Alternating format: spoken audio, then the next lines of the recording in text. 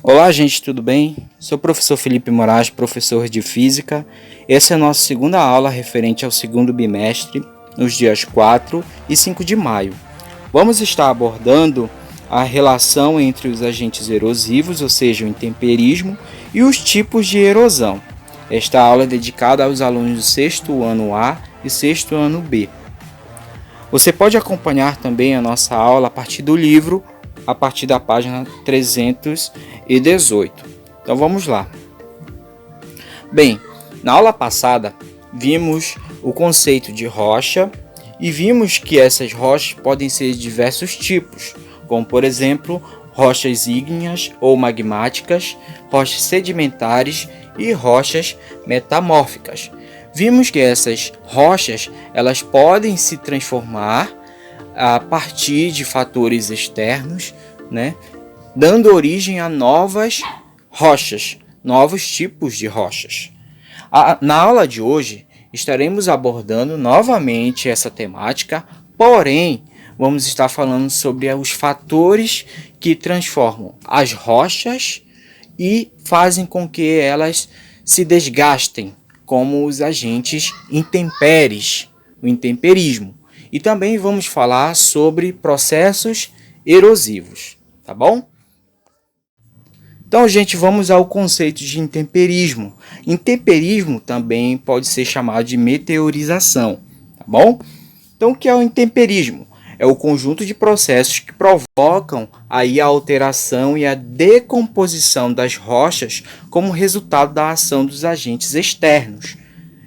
Consiste também em processos físicos, químicos e biológicos que atuam sobre as rochas, provocando sua desintegração ou decomposição.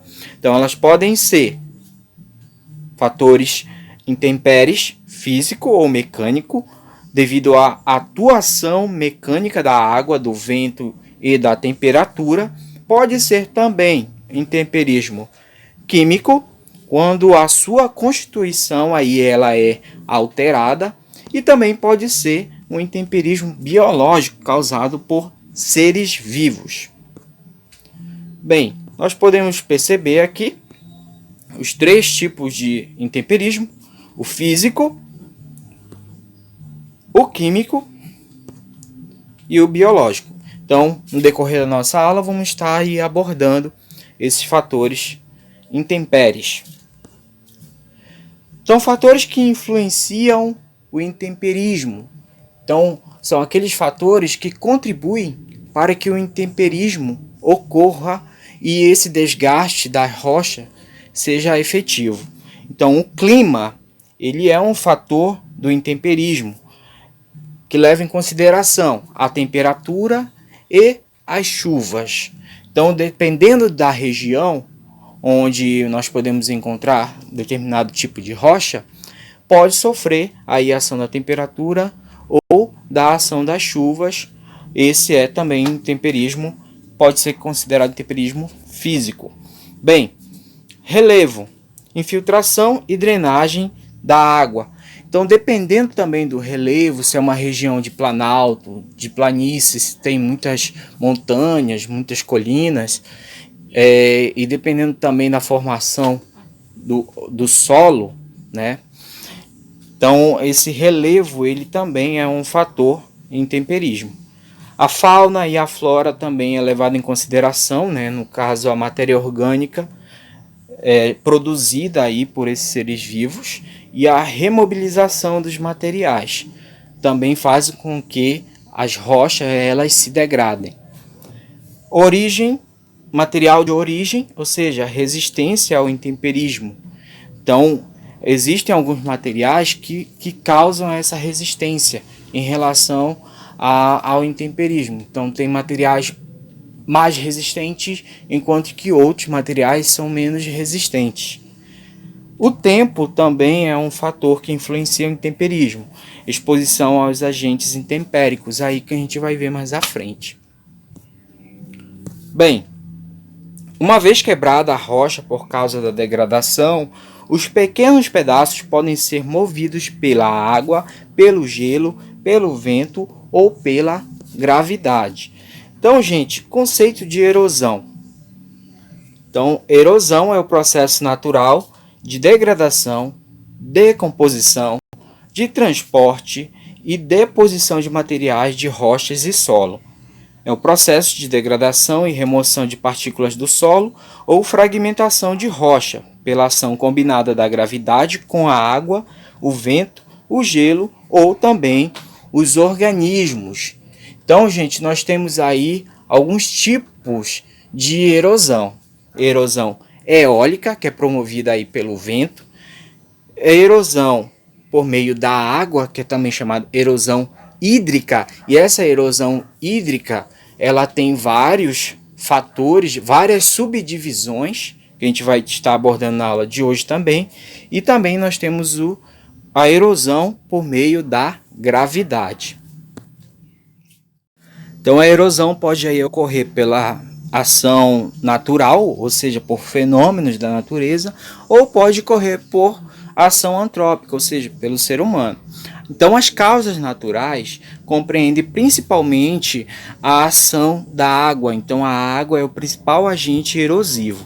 Temos também aí o vento, a gravidade e a mudança na composição química do solo. Então vamos ver primeiramente a erosão do tipo eólica. Então é a erosão através do vento com a retirada de material da superfície mais fina da rocha. É bastante comum e pode fazer formas pitorescas, como em formas de taças e em cogumelo. O impacto é tanto maior quanto mais forte for o vento. Então quer dizer o quê? Você pode perceber aí nas imagens abaixo rochas. Essas rochas foram esculpidas ao longo de muitos anos pela ação do vento. Então, esse vento, quanto mais forte, maior é a retirada de sedimentos dessa rocha. E ao se retirar sedimentos, a rocha ela vai sendo esculpida com o passar do tempo. E nós podemos perceber aí várias formas nessas rochas, né? A gente pode perceber formas como taça, como cogumelos, enfim. Ainda falando de erosão eólica, em relação ao transporte e deposição de grãos de areia, pela ação do vento, podem formar aí dunas capazes de arruinar grandes áreas agrícolas e invadir cidades. Então, esse sedimento que se desprende das rochas por meio da ação do vento, esses sedimentos vão para um outro lugar. Então, eles podem formar dunas, né? Pode se acumular em uma certa região ali próximas e formar dunas. Porém, por meio da ação dos ventos, esses sedimentos podem ser levados para lugares mais longe e invadir aí plantações agrícolas e até mesmo cidades. Vamos falar agora sobre a erosão marinha, que é uma forma de erosão hídrica por meio da água. Então a gente vai perceber aí que a erosão por meio da água, a hídrica, ela pode se dividir em várias outras. Então essa aqui é a erosão marinha. Age tanto no sentido de construir como de destruir as formas de relevo. Então é importante a gente frisar aí que a erosão marinha é por meio da água. Então, gente, outro tipo de erosão é a erosão glacial, que também é uma erosão hídrica. Então as geleiras deslocam-se lentamente, provocando a erosão e sedimentação glacial. Ao longo dos anos, o gelo pode desaparecer das geleiras. Outro tipo de erosão por meio da água é a erosão pluvial. Então é provocada pela água da chuva, que vai retirando aí a camada superficial do solo. Essa camada, que é uma camada fértil do solo, uma vez retirada, vai tornar cada vez mais improdutivo este solo, arrancando aí também a vegetação. Provoca também o deslizamento da terra, que é o desprendimento da camada superior aí do solo, ao qual desliza as encostas. Então a gente pode perceber esse processo de erosão fluvial aí nas imagens. Então esse processo ele acontece por causa da corrente dos rios, que ficam constantemente arrastando a terra pelo seu leito e suas margens, o que acarreta o desmoronamento de suas margens e o seu alargamento. Então, em consequência, o que pode acontecer? Pode diminuir a velocidade do rio e também a profundidade deste rio. Quer dizer o quê? Que com os processos de sedimentação, esses sedimentos vão parar no fundo do rio, diminuindo consideravelmente a profundidade desse rio. Uma vez diminuindo a profundidade, também o volume de água que corria antes nesse rio vai ser diferente depois com tanta sedimentação, diminuindo também a velocidade desse rio. Rios que acontece esse tipo de erosão diminui a profundidade. E a água?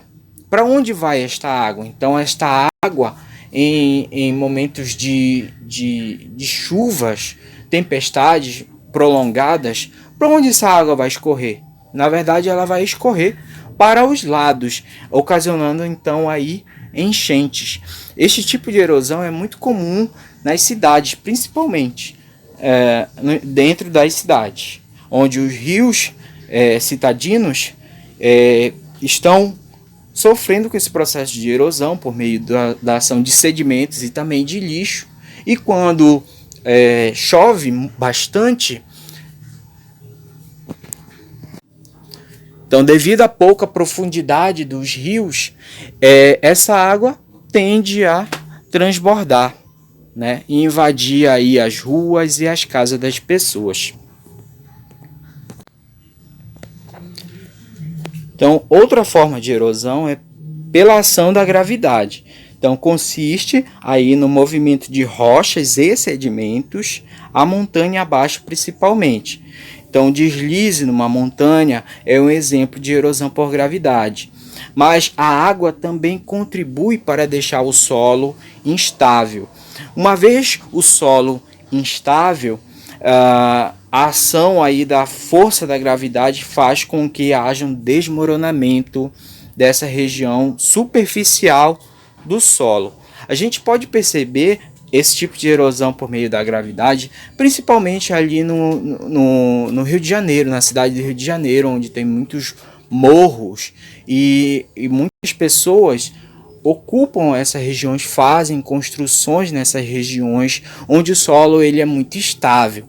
Em momentos, principalmente no início do ano, né, que é o período chuvoso ali no Rio de Janeiro, o inverno, então acontecem chuvas e essas chuvas fazem com que o solo fique instável, e esse solo, uma vez instável, faz com que essa camada superficial do solo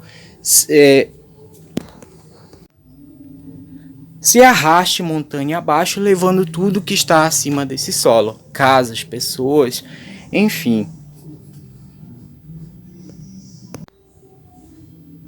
Então, gente, a erosão ela pode também se dar por fatores antrópicos, ou seja, pela ação do homem. Então, nós temos aí as principais causas. Então, ao retirar a cobertura vegetal de um solo, este perde sua consistência, pois a água, antes absorvida aí pelas raízes das árvores e plantas, passa então agora a se infiltrar no solo. Essa infiltração pode causar a instabilidade do solo e, portanto, ocorrer a erosão. Outro tipo de erosão realizada aí pelo ser humano é a mineração. Então, a atividade de mineração de forma desordenada também pode provocar erosão. Então, ao retirar uma grande quantidade de terra de uma jazida de minério, os solos próximos dessa região podem perder a sua estrutura de sustentação e pode ocasionar aí desmoronamento, instabilidade do solo e erosão. Então, a ação dos animais e do homens que causam erosão. Então, muitos animais, como tatus, fazem buracos fundos e a areia removida fica acumulada nas suas tocas, modificando então, portanto, o relevo. É um tipo de erosão. Então, o homem também age como modificador do relevo de uma maneira mais ampla e intensa para o desenvolvimento, por exemplo, aí, de cidades. Então, ao construir túneis, estradas e pontes, destrói montanhas com dinamite, ao ampliar as cidades e bairros, praticando desmatamento, e a terra, lagos, pântanos, manguezais em prol aí do desenvolvimento. E ao fazer uso da prática inadequada da agricultura e da pecuária também. Então nós temos aí alguns problemas relacionados à erosão. O primeiro deles é a lixiviação. Então, o que é lixiviação? É a lavagem superficial do solo, onde se encontram os nutrientes, o que empobrece, portanto, o solo. Então, a lixiviação ela acontece uma vez que se é retirada a cobertura vegetal de um solo. Uma vez retirada essa cobertura vegetal, que atua como barreira natural, faz com que a água da chuva, ao cair no solo, lava esse solo, levando sedimentos para os leitos dos rios, dos lagos. Além de levar os sedimentos, vai levar embora os nutrientes daquele solo, deixando aquele solo pobre e instável, ocasionando aí processos erosivos. Então, no Brasil, o escoamento superficial da água é o principal agente erosivo. Então, para combater a erosão superficial, é necessário manter o solo recoberto por vegetação ou quebrar aí a velocidade de escoamento da água, utilizando técnicas de cultivo em curvas de níveis.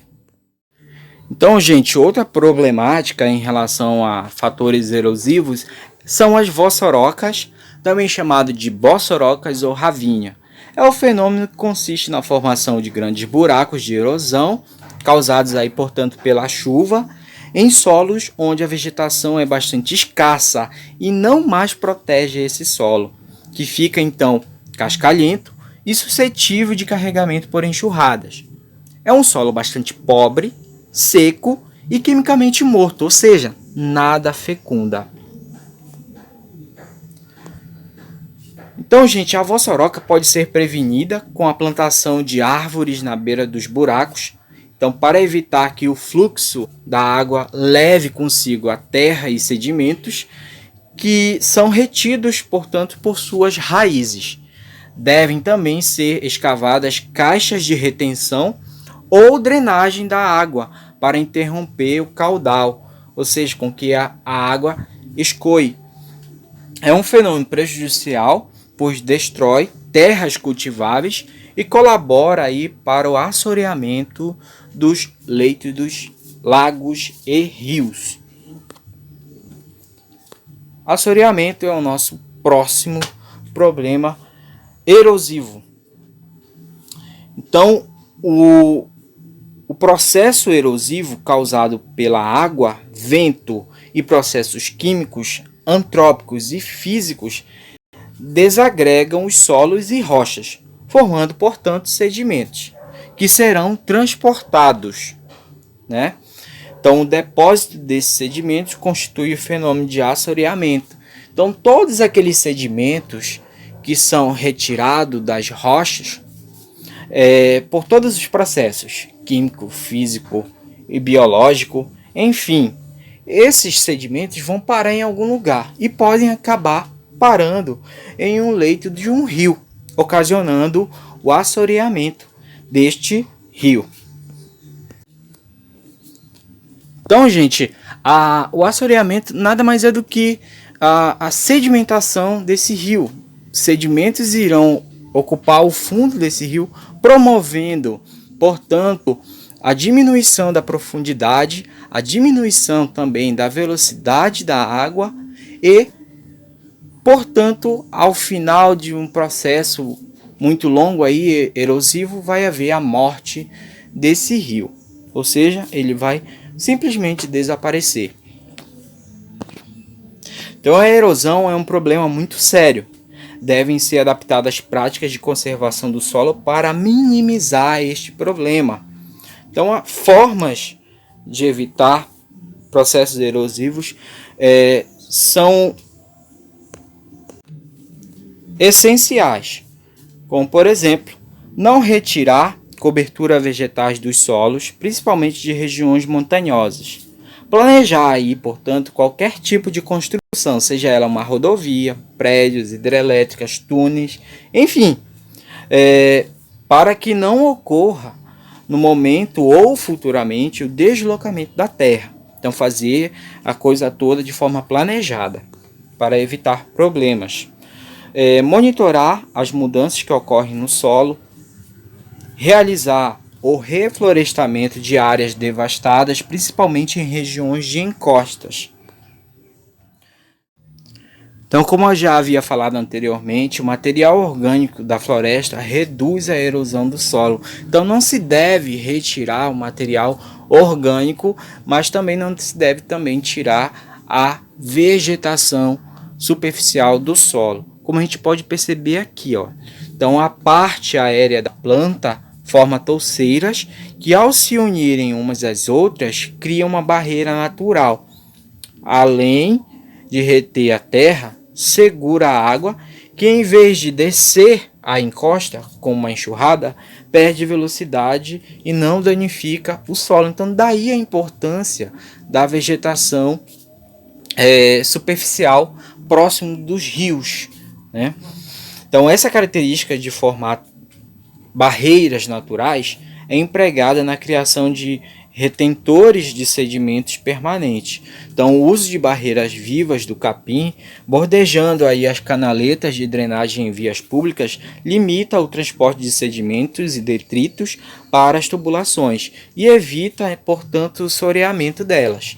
Como a gente pode perceber aí na imagem do capim, o capim ele realiza essa drenagem por meio das touceiras. Essas touceiras fazem com que o solo ele fique ali preso, né, a essa região superficial, faz com que também detritos e também sedimentos não sejam levados para os rios por meio do processo de lixiviação. Então, esse processo aí ele é bastante utilizado, principalmente aqui em algumas formas de agriculturas, onde o relevo, né, é muito acentuado. Então, dependendo da agricultura, da cultura a ser praticada nesse tipo de solo, faz-se necessário algumas medidas de precaução, que se controle, por exemplo, o efeito erosivo do solo. Então, portanto, solos que são muito íngremes, existe dificuldade na agricultura. Porém, se forem feitas essas barreiras naturais, né, minimiza muito esses processos erosivos e dá sim para plantar. Como por exemplo em regiões na Índia e também na China, onde o solo ele é muito acentuado, o relevo é muito acentuado. Então há uma grande produção, principalmente de arroz nessas regiões. Então eles fazem com que o solo ele seja escalonado em várias camadas, onde cada camada tem uma barreira natural que é feita, impedindo que haja aí a erosão do solo. Pois bem, então chegamos ao final da nossa aula. Temos aí a atividade da página 320, 321, questão número 1, 2 e 3. Essa atividade já é para somar com atividades anteriores que nós vimos nas últimas aulas, tá bom? Então resolvam as atividades e até a próxima. Fique com Deus.